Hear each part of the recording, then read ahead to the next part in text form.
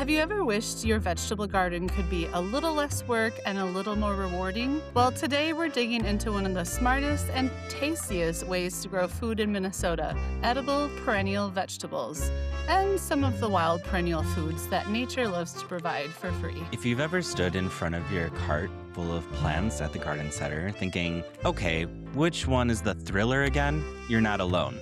Because somewhere along the way, container gardening turned into casting a Broadway show. That one's the star, that one's the backup dancer, and this one just hangs off the stage dramatically.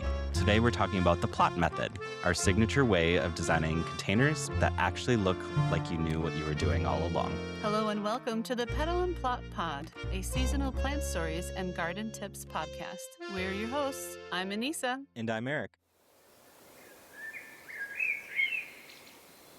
Like annual vegetables like tomatoes, beans, or lettuce that need to be planted every year. Perennial vegetables come back on their own season after season. Plant them once, care for them well, and they'll be feeding you for years. And in Minnesota, where our growing season is short and winters are long, perennial vegetables can be especially valuable. These hardy plants wake up early in spring, often before annual gardens are even ready to be planted. They anchor the soil, support pollinators, and create reliable harvests with less yearly effort. And beyond the garden, Minnesota woodlands, meadows, and hedgerows are filled with edible perennial plants, many of which you can cultivate in your home garden too. Let's start with one of the most well-known perennial vegetables, asparagus. Asparagus is a fantastic crop for Minnesota gardeners.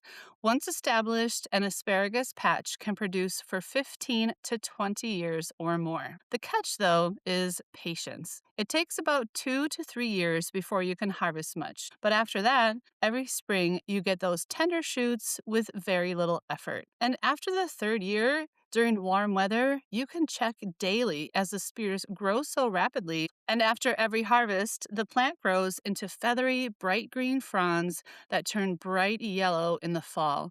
It will definitely add texture and beauty to your garden. Eric, do you grow asparagus or have you seen it in the wild accidentally? Um, no to both of those. I feel like, the only time I've seen asparagus is at, the garden center where it's in the pot still. I feel like Sure. only, or it's on the grill already for me. Right. Yeah, asparagus is one of those plants that will often escape cultivation and jump out of the Mm, garden into the wild. And so I've often gone foraging for wild asparagus, but it's so fun to see it in the fall because if you're like hiking through the woods, there'll suddenly be this mm, what looks like a bright golden 3 foot high shrub that is mm. like a burning bush. Like, it's so bright and Oh, so fine, like, it's feathery and really fine textured. It's yeah. so pretty.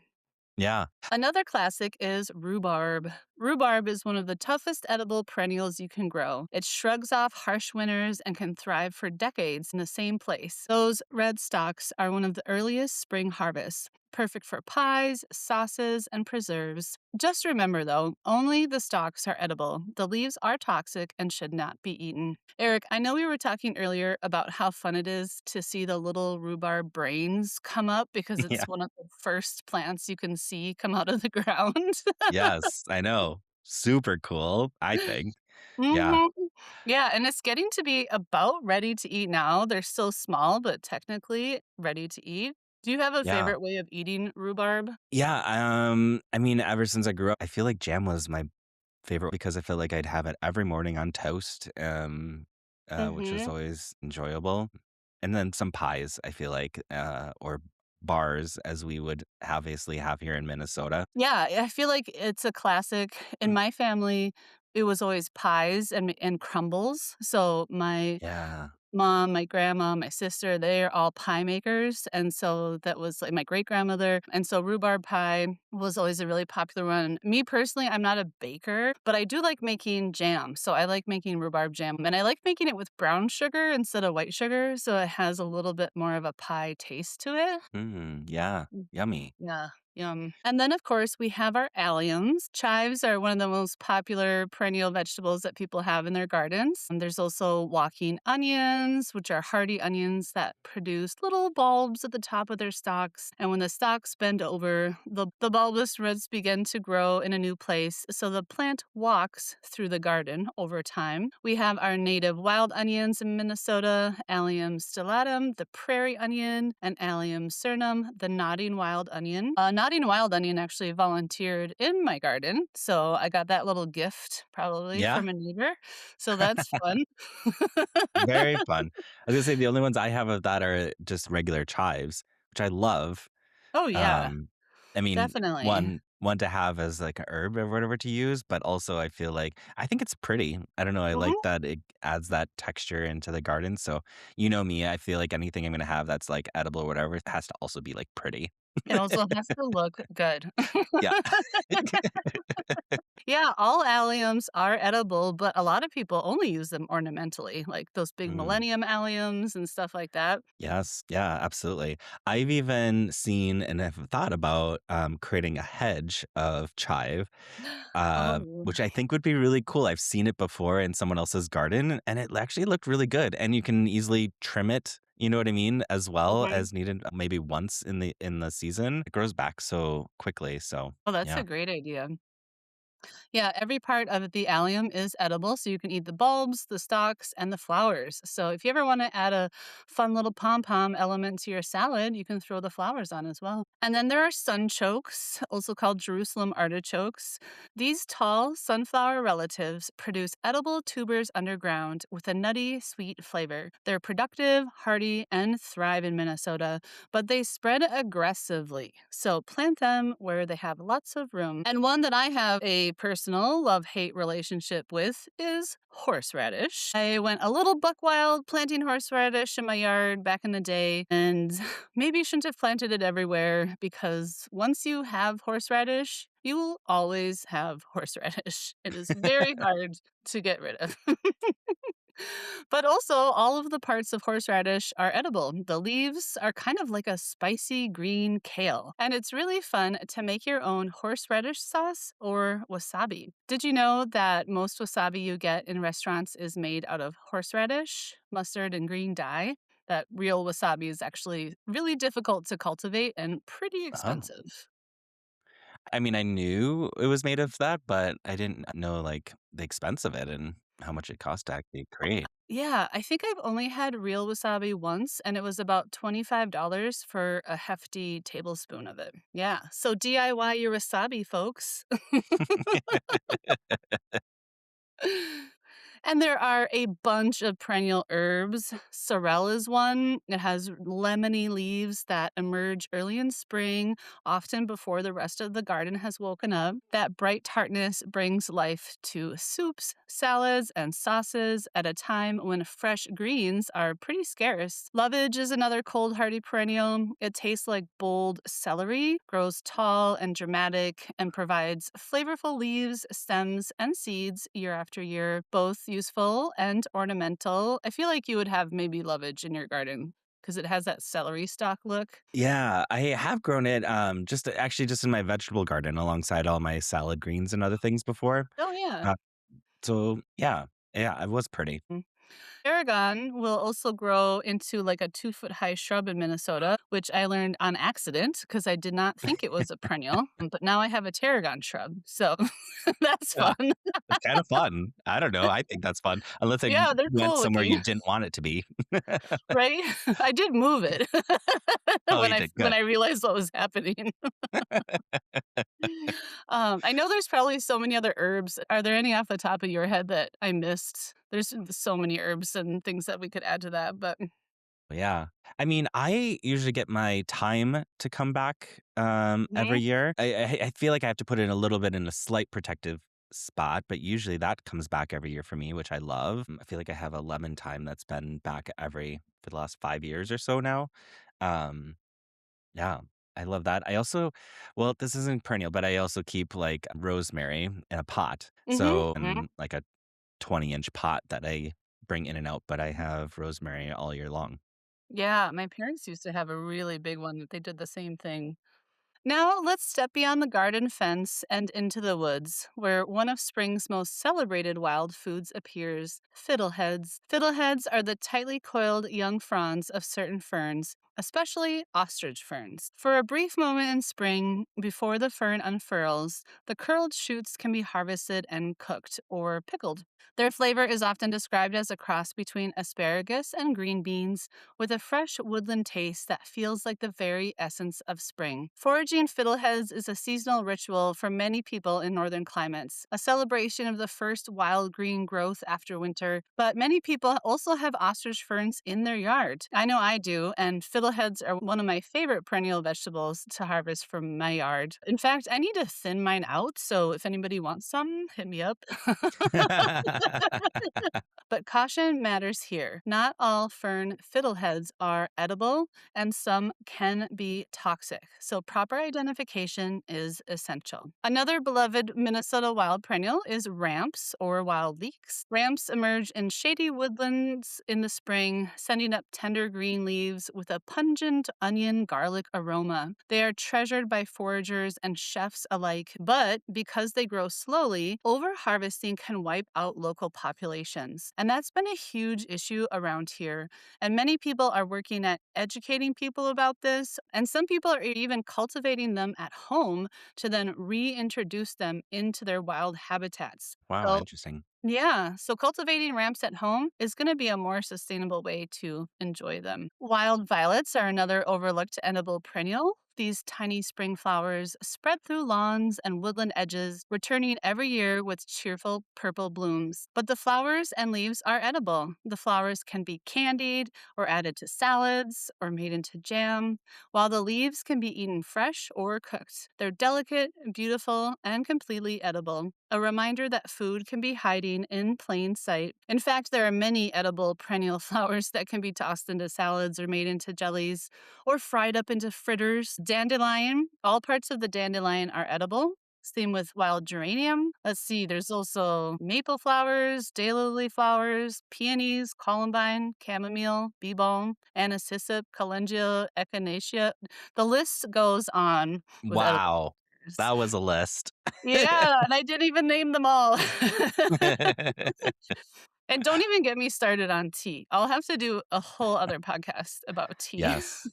Agreed. Yes, we and the need to have a tea medicinals. conversation. Spill the tea, please. Absolutely. Yes. And of course, this is not an exhaustive list by any means, but I want to end with one of my favorite ones. Any guesses on what it might be, Eric? I would have thought it would have been the fiddlehead ferns, but no. I don't know. It's stinging nettles. It's stinging nettles, Ah, baby. stung. I've been stung. Yes. Which I also grow in my yard. 10 out of 10 would recommend. Stinging nettle might look like an unfriendly plant at first, but once cooked, it becomes a nutritious green, rich in minerals and flavor. You just need to either dry it out or cook it to neutralize its stinging hairs. So you may want to wear gloves when harvesting it. But stinging nettle is a nutrient dense superfood containing more protein than many other green vegetables. It is high in vitamins A, C, and K, as well as B vitamins. And it is a rich source of calcium, iron, magnesium, and potassium. It's high in antioxidants, contains phytophenols, carotenoids, flavonoids that all protect cells from damage caused by free radicals. And it is considered very high in protein for a leafy green, with dried leaves containing 30 to 40% protein, surpassing many other vegetables and even some meats by weight. It provides a complete protein source containing all 9 essential amino acids, making it one of the most nutrient-dense perennial wild foods in Minnesota. Name a better plant, Eric. You can't. I mean, Stinging nettle for the I win. I feel like you just did a whole speech for it, like if it didn't win the election, it definitely just did. Yep, and they're coming up right now. They're about 4 or 5 inches right now. So you can go Yeah. find them. They're ready. Nettles can be used like spinach in soups, pestos, or sautés. One of my favorite things to make with them is spanakopita. Basically, any recipe you would use spinach in, you can use stinging nettles.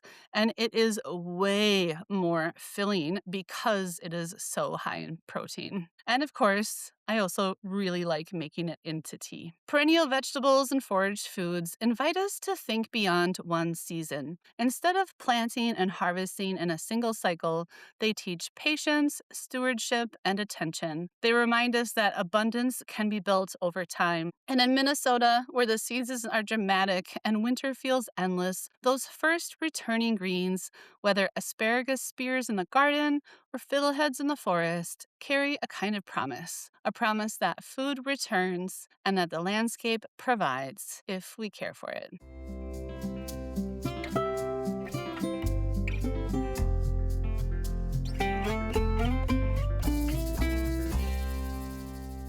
All right, so today we're talking about garden design, Mhm. and we're going to talk about a method that's a little more intuitive, a little more design forward, and honestly, like a lot more fun. We're going to talk about the plot method for creating your container designs. So, plot, PLOT, stands for pot, layers, outlook, and texture. And this is how we like to design containers from like the ground up. So before you even think about plants, your container is doing a lot of the heavy lifting in design. And so the size, the shape, the placement, if you think about where is this going to be placed by my front door, on a patio, out in the blazing sun, in a shady area, all of that matters. And your pot really sets the stage before a single plant even goes in it, right? Anissa, do you do container gardening or do container design I at your don't home? really do much besides like the big flower troughs and pots in front of my house. And those Yeah. I usually theme just in like red, pink, and peach begonias with some hmm kind of green that cascades over the side, usually hmm coleus, sometimes other things. Yeah. Yeah, and I mean, pots can be anywhere. I use one as like a focal point in the garden, so it's not traditionally, if you will, like on a patio or front door or entrance situation. I also have them there as well, and they have a really large window boxes. Anissa can attest to. Mhm. So I have lots of containers that I use. But I think the biggest thing I've learned over the years is to really think critically of like the container you're going to use.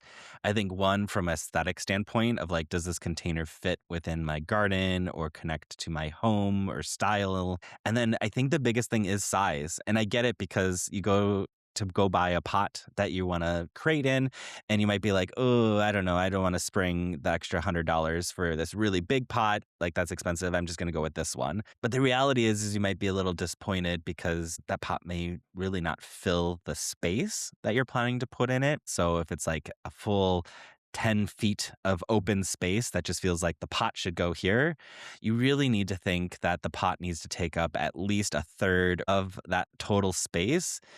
Think like the vertical or width space of that kind of gives you an idea of like what kind of pot you might need. And not to say there aren't places for tiny pots or medium sized pots, but you do have to take a little bit into perspective the scale, right? And to make it feel like it's substantial enough to be there and hold its ground. And then obviously color matters because you have to think what color is this pot and how does it work with the types of plantings I may put in there or work with the surrounding area.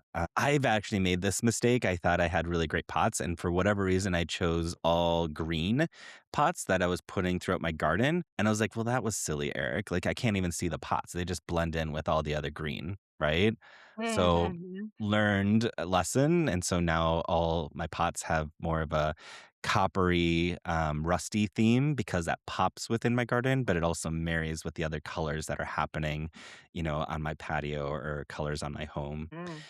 Next up is L for layers. So think height, mid layer, edge, trail. And so it's about creating movement and balance. So turning your container as you plant it is also important. So if it's viewed from many angles, you have to consider how you're using that space up. If it's up against a wall, then it might be very straight on or in a corner. So I think it's interesting to think of like how layers need to represent themselves. And so not every container needs a thriller. Sometimes the drama is restraint, right? So you can have maybe one tall item and then maybe it's just like low edge like trailers on the bottom. Like maybe you have so much else going on around this pot that you need a little more restraint, less chaos happening. So like simplicity is also important. So you don't have to follow a rule of, it needs to have a thriller, a filler, and a spiller always. It actually might look better if you restrain and maybe you just have something with tall height and something that just spills over the edges. That might be the planter itself. Anissa, you talked a little bit about what you plant in your containers and things in the front, but have you ever planted something like huge or high in those containers before? Yes. One time I decided to put cosmos in there, big mistake. That did not go. I thought it would be this, like, really fun tall element. It looked Yeah. terrible. Oh no. Maybe it needed a little friend to hold it up. Yeah, I tried to sorta stake it, and then it just, Mm, never again. I do like to layer because they're right up against the house, I put the taller ones in the back row, and then the medium yeah. row, and then the short row in the front kind of a situation. Right. Yeah. Yeah, I always like to think of like what's my if I have a large pot, like what is the big element in that pot that maybe is like it doesn't have to be a thriller, but it could just be something that holds the ground. So like I've used small evergreens. I feel like I've done vining pieces. So if you really create a little trellis in that and have something vining up, mandevilla is great to do that, obviously, as an Ooh. annual. But I also love adding perennials. So many times we think just annuals, but perennials are great to use. And then after you're done with the container for the season, they can go into your landscape and you just added some new plants. So that's maybe a great way to like get double your money out of it. I've also done houseplants. So I know there's tropicals, but sometimes we don't always think of literally like the houseplants like philodendrons or Hoyas or other things that you could utilize. And I found some really cool ways to kind of utilize large houseplants, even taking some of the ones I've kept inside my home and then replanting them in this container for the summer has worked out well. That's a great idea. I also really like the delicate way that curly willow functions as a tall piece. Like, it's Yeah. a little understated, but really elegant looking. Yeah. You make a really good point. It doesn't have to be an actual plant either, right? Like you could just use the twigs. You could use an obelisk structure, you know what I mean? That just gives you height. Okay, we're on the O. O is for outlook or kind of like our color story. So this is honestly probably where the magic happens. And this is your color story, your mood, your vibe, right? We're thinking about are we doing soft and romantic, bold and tropical, high contrast and modern? Like, what is kind of my mood story theme here that I'm putting together? Mood board. And it really is. And I get inspiration in so many different ways. I change it up, year over year, where some years I'm feeling hot and spicy, and other Mhm. times I'm feeling like cool and mellow, right? Oh, yeah. Um, I feel like I never know what to expect from your containers because 'cause they're always, like, a totally different vibe every year. Which I love, that's awesome. Yeah. And I think this is probably where some people maybe miss a beat a little bit is like they have actually like color problems. And I think some of it's because you didn't come in with a plan and a color story to start with. So you show up at the garden center and you're like, that looks cool. And then you're like, oh, shoot, now I was anticipating, something really like soft and pastelly, but now I've got this like bold canna lily or something like that that's like screaming for more attention. And Mhm. so I feel like it's important to pick like 2 to 3 main colors and like stick to them. Too many colors or visual chaos, and just not the good kind, right? And so this is not the time to say, I just loved all of them. That's how we end up with a container that looks like a clearance rack, right? So I know like this year, I feel like in more of my front containers, I'm thinking more of this like limey yellow, white, pastelly blue, like soft Oh, color. Like it's kind wow. of like this little mix of just like softness but like kind of staying within these greens a little bit, and Mhm. not being too over the top in bright oranges or reds or things that maybe I've used in the past. Mhm. Subtle. Subtle, yes. Mhm. I have the party in the back, right? Like on my patio, that's going to be bright and loud. But in the front of the Mhm. house, I'm in being inviting.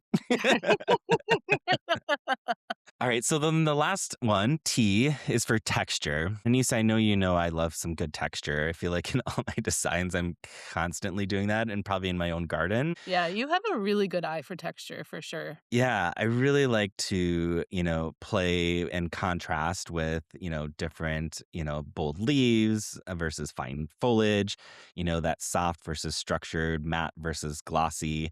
You kind of almost have to take the mindset of eliminate the flower and just, the foliage in itself or the structure of that plant in itself. Like, how does that hold up if you were to put them together? Can you distinguish one from the other, or do they kind of just meld all together and you'd only have the flowers that distinguish it? And I think that's an important difference. Sometimes your flowers can like slow down in the summer months and then you're really kind of left with foliage. So having that texture and that richness just really helps add like another level, I feel like, to a container that sometimes we forget about. So if Mhm. everything again is like the same size and leaf shape, your container is really going to kind of feel kind of flat, no matter how pretty the flowers are.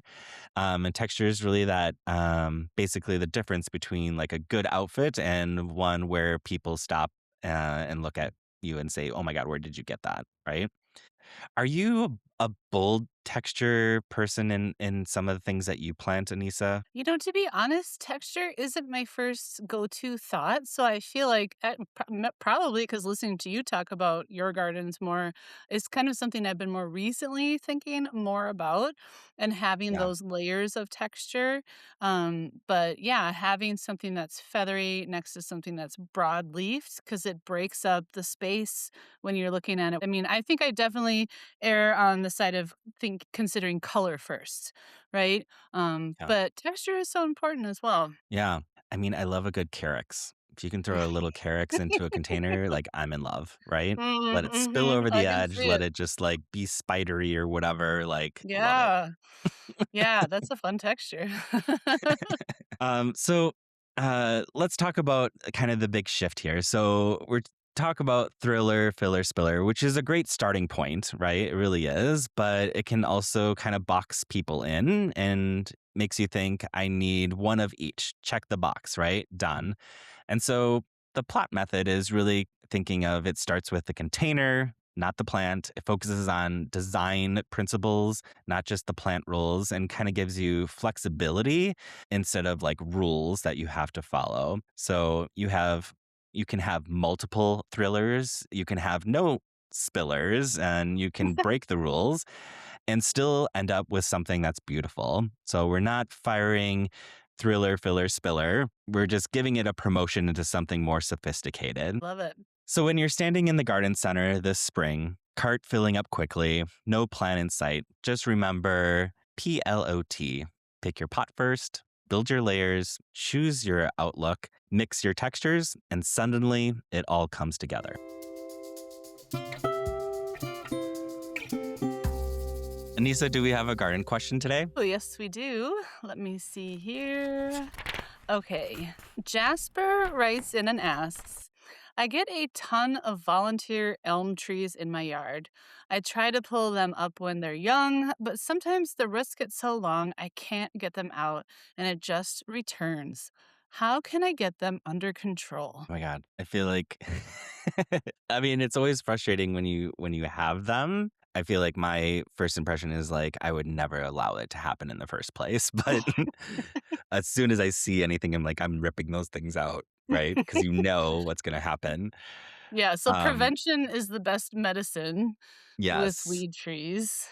But I Yes. know in my gardens, they get away from me, and when I'm, like, trying to clean up a space, sometimes I do the big mistake, this is the worst mistake, of just cutting them with my pruners so they go Yeah, away, which actually encourages it growth, right? does. That's a great So thing to then point that out for people. yeah, so then now that weed tree is suddenly like fight for survival. I'm putting all Yep. my energy into growing back. Yeah. And, I have found sometimes when they're too big to pull with my hands, I'll get out like pliers and like wrap them around pliers and then get that extra leverage to pull Yeah. it out. But then I've also this particularly happened, I think, in my boulevard where they got so thick and gnarly that nothing I was doing could work. I couldn't dig them out with a shovel because they were too close to other things that I would have disturbed. And so I ended up putting, like, I cut some of a black garbage bag and then wrapped the top of it with that black garbage bag and secured Mm, it with, like, I don't know what I did, if I tied it somehow, and then buried it. And so yeah, basically smothering it to death.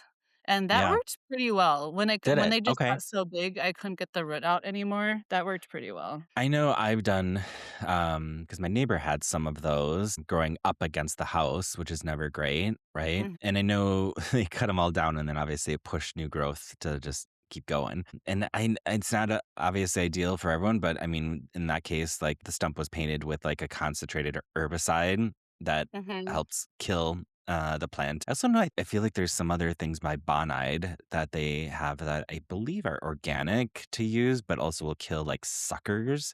And I'm curious Mm, if that would mhm. work at all in that space too. But I feel like in some cases you have to be extreme, or you end up hiring someone to come out and literally dig it out, and get all the roots and everything out of it. Cause I get sometimes if you've just bought in a new home and this is what you've inherited, and it's already, like, Mm. established itself too, which is hard. Yeah, for sure. Yeah. Yeah, so get after it early if you can. If not, you're definitely gonna have to take some other measures, but, Anissa, I like the ones Yeah. that you shared as well as some other ways that might work that maybe seem a little less invasive with herbicides and things too. Mhm. Stitching time saves 9. If you have a gardening question you'd like us to answer, please write to us at petalandplot@gmail.com. And if you enjoyed this episode, please share it with someone you know and click the follow button to hear our next episode. As garden designers here at Petal and Plot, we also offer year-round in-person and virtual gardening consultations and custom garden designs as well. Want to see more of what we're up to? Please follow us on Instagram at Petal and Plot. That's PETALNPLOT.